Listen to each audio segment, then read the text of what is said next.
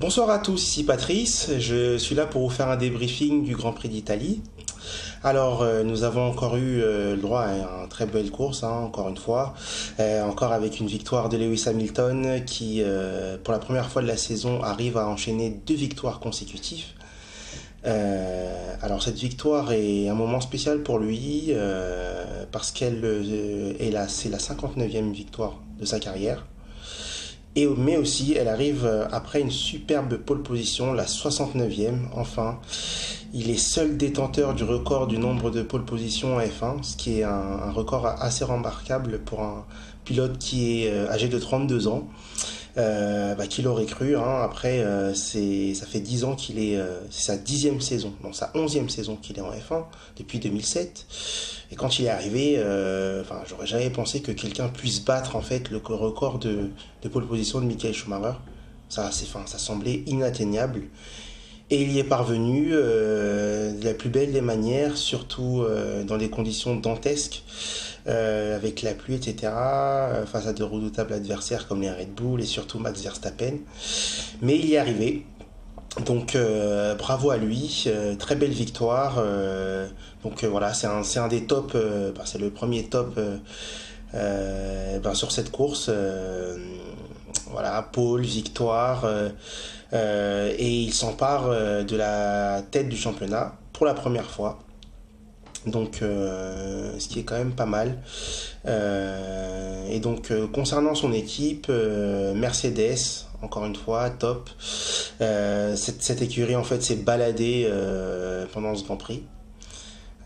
Doublé des Mercedes, avec quasiment une trentaine de secondes d'avance sur les Ferrari, qui semblaient être plus fortes, qu'on annonçait plus fortes ce week-end, avec un nouveau moteur ou un upgrade de leur moteur, mais cette équipe a été complètement à la rue. Donc Mercedes, pour couronner le tout, hein, a fait une petite parade en fin de Grand Prix. On a senti qu'ils aient voulu en fait narguer Ferrari sur ces terres. Donc cette parade a duré assez longtemps, donc c'était un petit clin d'œil de la part de Mercedes.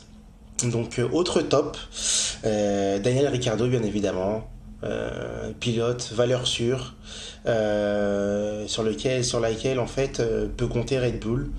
D'ailleurs c'est bien dommage qu'ils aient eu en fait cette pénalité, parce qu'ils auraient pu jouer de gros points, voir les 2 premières places, ça aurait pu être possible vu à quel point ils étaient rapides et surtout en fin de Grand Prix. Donc Daniel Ricciardo au top. Donc concernant les flops, bien évidemment Ferrari, on les attendait sur leur terre, ils n'ont pas réussi à concrétiser le Grand Prix en fait de Belgique, en fait à se mettre dans la continuité de le Grand Prix de Belgique, malheureusement. On peut parler pour eux de débâcle, surtout pour leur 70e anniversaire sur leur terre. Peut-être ont-ils eu trop de pression. Et on peut aussi dire qu'ils ont eu de la chance que Red Bull ait été pénalisé pour les changements de moteur, parce que ça aurait pu être un résultat un peu moins glorieux pour cette équipe. Mais bon, Sébastien Vettel a quand même réussi à faire le podium. Il ne lâche pas trop de points sur Lewis Hamilton, il reste dans la course au titre.